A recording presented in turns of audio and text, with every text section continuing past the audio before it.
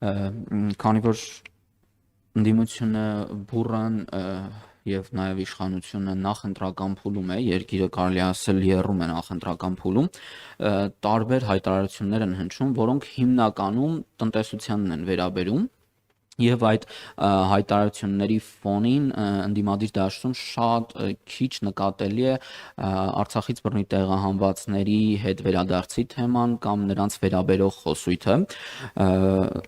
Մեզ հետաքրքրում է արդյոք ձեր օրակարգում կա նման թեմա, արցախցիների հետ վերադարձի թեման եւ պատճառը ինչու է ընդդիմադիր դաշտում նվազում այդ խոսույթի գեներացումը, քանի որ մի որոշ ժամանակ առաջ դա բավականին լայն թափ էր ստացել։ Երկրորդ թեման իշխանությունը ընդդիմությանն է մեղադրում, մասնավորապես դաշնակցությանը, քանի որ մենք այստեղ ներկայացուցիչներից չունեցանք հնարավորություն հարց ուղղելու, ուղղեմ, եթե պատասխանը ունեք, կարող եք ասել։ Լեռնային Ղարաբաղը հայաթափելու մեջ, այսինքն դաշնակցությունը ինչ որ ժամանակ իշխանություն փոխվեց եւ այլն, երեք էր խոսվում այդ թեմայով, եթե նմանատիպ հարցի պատասխանը ունեք, խնդրեմ ասեք։ Հետաքրքրական է, որ երկու հարցն էլ ինձ չէր վերաբերվում, փաստացի, հեսա կբացատրեմ ինչի,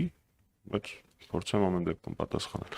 Առաջին հարցի հետ կապված, ես չգիտեմ, թե ընդդիմադիր որ շրջանակներին նկատի ունեք Հանրապետական կուսակցությունը Հայաստանի պարլամենտական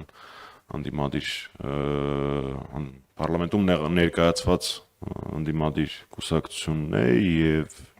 մեր վերջին համագումարի բանաձևում առանձին կետով խոսվում է Արցախահայերի, Արցախում բնակվող հայերի վերադարձի իրավունքի մասին։ Ու ես կուզենայի օգտվելով հնարավորությունից, որ կառավարությունում բեմադրվող շոու ծրագիրը ենթադրում եմ ավելի հետաքրքրական, քան այս ճեպազրույցը, մի քիչ ավելի շատ ժամանակ կտրամադրեմ այդ հարցին։ Տեսեք, ինչ է ասում այսպես կոչված իշխանությունը։ Իշխանությունը ասում է, այ որ դուք խոսեք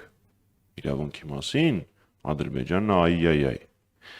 Իրանք այս մի քանի տարի է ոչ Արցախ բառն են ասում, ոչ ինքնորոշման իրավունք են ասում, ոչ արցախահայերի վերադարձի իրավունք են ասում, որոնք իրավունքներ են ֆիքսված, թե միջազգային իրավունքով, թե քաղաքական բարձրագույն ուժ ունեցող փաստաթղթերով։ Ինչ է դրանից փոխվում։ Մի ամիս առաջ Ադրբեջանը էլի մի արշավ էր սկսել մի քանի օրանոց։ Ես չեմ ուզում հայկական ինֆորմացիոն դաշտ բերել այդ ամեն ինչը, բայց տարբեր կալիբրի չինովնիկներով, տարբեր դա գոնգո է կոչվում, պետական ֆինանսավորում ունեցող հասարակական կազմակերպությունների միջոցով, բյուջետային է, տողով բյուջետային ֆինանսավորում ունեցող հասարակական կազմակերպությունների միջոցով, նորից խոսում էր ինչ-որ ցնդաբանություններ մեր հայրենիքի հետ կապված, ինչ-որ գոյություն չունեցող թվեր էր հնչեցնում եւ այլն։ Ես կարող եմ հասկանալ Հայաստանի Հանրապետության այն քաղաքացուն, ով ջարդված, խայտառակ կառավարմամբ պատերազմից եւ դրա արդյունքներից ճնշված կարող էր ասել. լավ, հլը տասեք տեսնենք այս Փաշինյանի առաջարկածը ինչ է, փորձենք։ Դրա համար կար 5 տարի։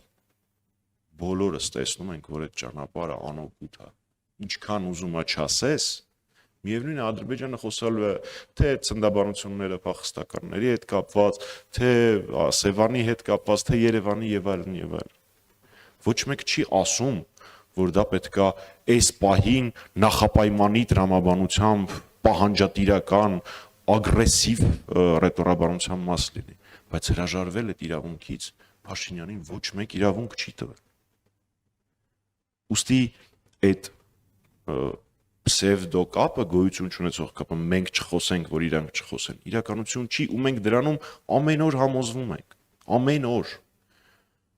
Ձեր առաջին հարցի հետ կապված, չգիտեմ ում էր վերաբերվում հարցը, հանրապետականի վերջին ամենամեծ քաղաքական իրադարձությունը եղել է մեր 18-րդ հերթական համագումարը, որի բանաձևի մեջ ձեր հարցի պատասխանը կա, ոչ ինքը մեր համար երբևէ չի դադարել լինել առաջնահերթություն։ Երկրորդ հարցի հետ կապված, նորից մեզ չի ուղված, բայց այնուամենայնիվ ես կպատասխանեմ։ Ձեռ են առնում մեզ։ Չէ լուրջ, Փաշինյան ենք ձեռ են առնում։ իրանց կառավարման օրոք ստորակետ պատճառով Արցախը գրավվել է եւ հայաթափվել։ Դե եթե հանկարծ եւ այլն դուք շնորհավորեցիք, դուք ուղիղ 6 օր այսինչ կուսակցության ղեկավարն էր ազգային ժողովի նախագահ Արցախում։ Լուրջ են ասում։ Բայց ինչի չեն ասում, որ գիտեք, ես սահմանափակում ունեմ խոսել մի մարդու մասին, ով հիմա Բաքվի բանտում է, անկախ իմ քաղաքական տարաձայնություններից Արայիկ Հարությունյանի, ես ճիշտ չեմ համարում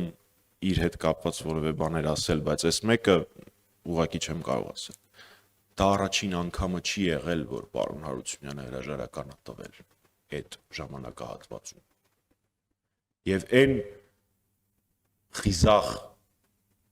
հայրենասեր պատասխանատու գործիչները,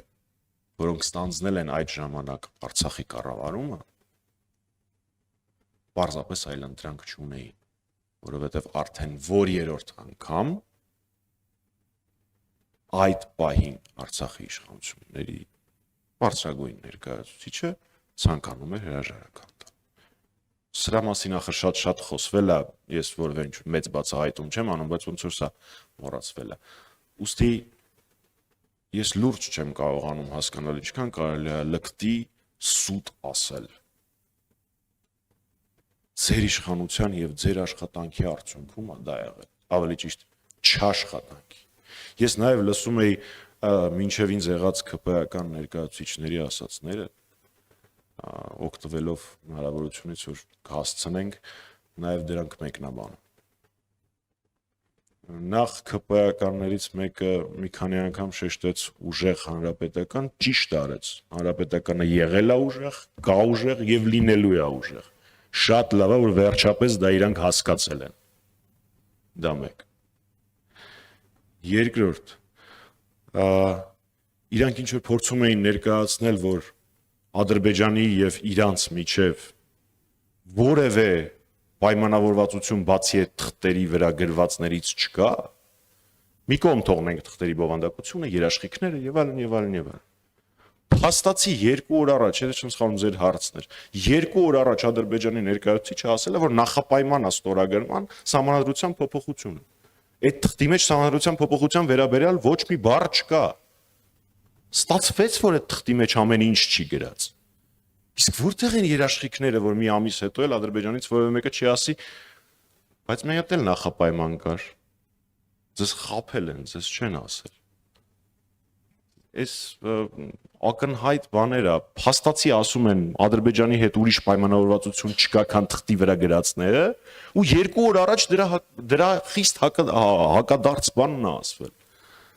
Բայց ինչ պայմանավորվածություններ կան, որ մենք չգիտենք։ Ու գիտեք, ես չափից շատ եմ հարգում մեր քաղաքացիներին, որպեսզի կոնսպիրոլոգիայի դավադրապաշտությունների մեջ մտնեն, բայց ես միշտ նույն օրինակն եմ բերում։ 2018 թվականին Փաշինյանը խնդրել է Ալիևին նվազեցնել սահմանային լարումը, որովհետև ինքը պիտի ուժեղ հանրապետականների հարցերը փորձեր լուծել։ Սա ինքն էլ է ասել, Ալիևն էլ է ասել եւ այլն։ Ես չեմ մտնում լիֆտ, Դուշանբե եւ այլն։ Նեղություն։ Բացարձակ։ Պարզ հարց եմ տալի։ 18 թվական Փաշինյան-Ալիև հանդիպում, առաջին հանդիպումներից մեկը։ Փաշինյանը խնդրում է նվազեցնել սահմանային լարումը։ Էլի Փառք Աստծո հայ զինվորի կյանք է փրկվել։ Մի կողմ դա դնենք։ Բայց ես ուրիշ հարց եմ տալիս։ Ինչի դիմաց է դրան համաձայնվել Ալիևը։ Ընդ որում ես այդ հարցի պատասխանը չունեմ։ Ես այդ հարցը տալիս եմ ակնկալելով, որ այդ նույն հարցը տալու են մեր հայրենակիցները։ Ակնհայտ է, չէ, որ սիրուն աչքերի, գլխարկի եւ այլնի համար չի եղել։ Ակնհայտ է, չէ, որ դիմացը ինչ որ խոստում է տրվել։ Իսկ քանի տենց խոստումներ կան, որ մենք դեռ չգիտենք։ Այս է իրականությունը հայ-ադրբեջանական բանակցությունների մասին։ Շնորհակալ եմ։